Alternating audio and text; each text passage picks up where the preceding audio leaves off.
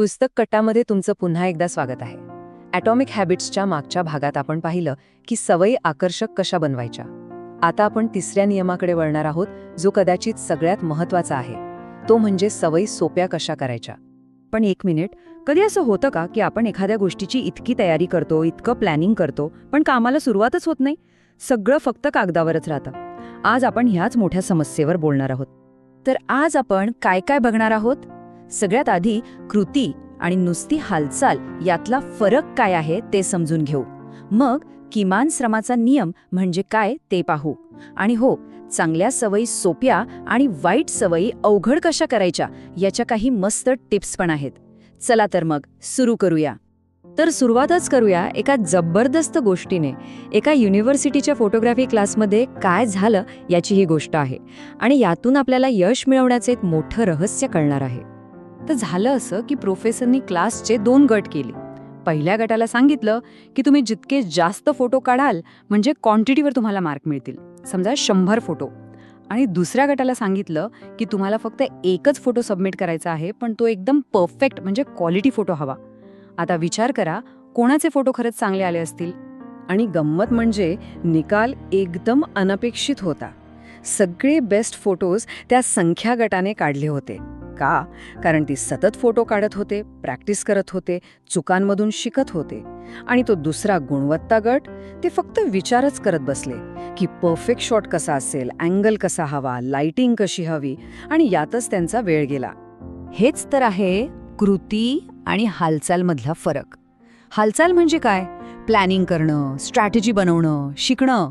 याने आपल्याला असं वाटतं की आपण खूप काहीतरी करतोय, पण खरं तर निकाल काहीच मिळत नाही. याउलट कृती म्हणजे प्रत्यक्ष काम, जे आपल्याला रिझल्ट देतं. खरं तर कोणतीही सवय लावण्यामागचं आपलं अंतिम ध्येय काय असतं? ते म्हणजे स्वयंचलितता किंवा ऑटोमॅटिसिटी. म्हणजे ती गोष्ट इतकी अंगवळणी पडायला हवी की आपल्याला विचार करायचीही गरज पडू नये. अगदी गाडी चालवण्यासारखं. सुरुवातीला किती लक्ष द्यावं लागतं, पण नंतर क्लच, गिअर, ब्रेक सगळं आपोआप होतं. सवयींचंही तसंच करायचंय. हा ग्राफ बघा, यात हेच दाखवलं आहे. आपण एखादी गोष्ट जेवढी जास्त वेळा करतो, म्हणजे तिची पुनरावृत्ती करतो, तेवढी ती सवय बनण्याच्या जवळ जाते. आणि एकदा काही सवयीची रेषा ओलांडली की मग ती गोष्ट ऑटोमॅटिक होऊन जाते. पण कोणतीही गोष्ट ऑटोमॅटिक होण्याआधी ती सुरू तर करावी लागेल ना. आणि इथेच येतो मानवी स्वभावाचा एक बेसिक नियम, किमान श्रमाचा नियम किंवा the law of least effort. आणि यामुळेच सवयी सोप्या करणं इतकं महत्वाचं आहे. इतिहास पण हेच सांगतो. माणसं नेहमी सोपा रस्ता निवडतात. हे बघा, शेतीचा प्रसार पूर्व पश्चिम दिशेने खूप वेगाने झाला, पण उत्तर दक्षिण दिशेने नाही. का? कारण पूर्व पश्चिम दिशेने हवामान सारखं राहतं, म्हणजे कमीत कमी बदल, कमीत कमी कष्ट. निसर्गच आपल्याला शिकवतो की आपण सोप्या मार्गाकडे ओढले जातो. आणि ह्यामागे सायन्स आहे. आपला मेंदू आहे ना, तो ऊर्जा वाचवण्यासाठी प्रोग्राम केलेला आहे. म्हणून जेव्हा आपल्यासमोर 2 पर्याय असतात, तेव्हा आपला मेंदू आपोआप त्या पर्यायाकडे जातो ज्यात कमीत कमी मेहनत लागेल. ही आपली नैसर्गिक प्रवृत्ती आहे.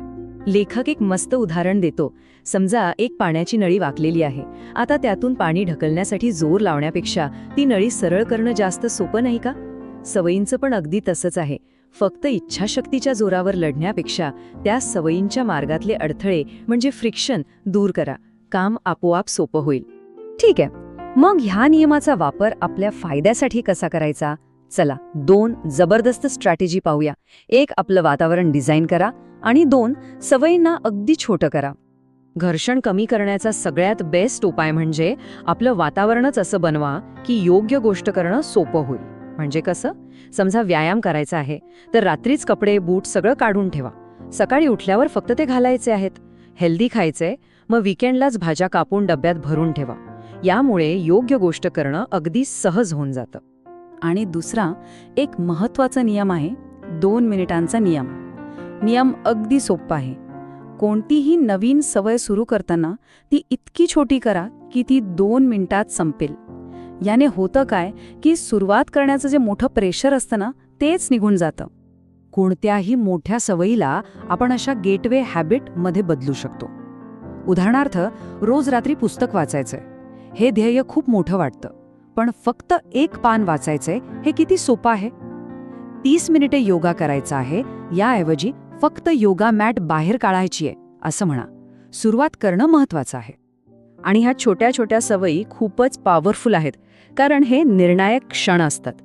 एकदा का धावण्याचे बूट घातले की मग धावायला जाण्यापासून स्वतःला रोखणं अवघड होतं. ती एक छोटीशी कृती तुमच्या पुढच्या मोठ्या कृतीची दिशा ठरवते. ओके, तर चांगल्या सवयी सोप्या कशा करायच्या हे तर कळलं. पण आता ह्याच नियमाला उलटं फिरूया, म्हणजे याचा वापर करून वाईट सवयी अवघड कशा बनवायच्या ते बघूया. यासाठी व्हिक्टर ह्युगोची गोष्ट एकदम परफेक्ट आहे. त्यांना द हंचबॅक ऑफ नॉट्रे डॅम हे पुस्तक वेळेत पूर्ण करायचं होतं, पण त्यांचं लक्ष लागत नव्हतं. बाहेर फिरायला जायचा मोह व्हायचा. मग त्यांनी काय केलं माहितीये? त्यांनी आपल्या असिस्टंटला बोलवून स्वतःचे सगळे कपडे कपाटात लॉक करायला लावले आणि फक्त एक शाल स्वतःजवळ ठेवली. आता काय, बाहेर जाणं झालं अवघड आणि लिहिणं बनला सोपा पर्याय. यालाच म्हणतात कमिटमेंट डिव्हाइस. म्हणजे आजच असा निर्णय घ्यायचा जो भविष्यात आपल्याला चुकीची गोष्ट करण्यापासून थांबवेल. आपणही हे करू शकतो.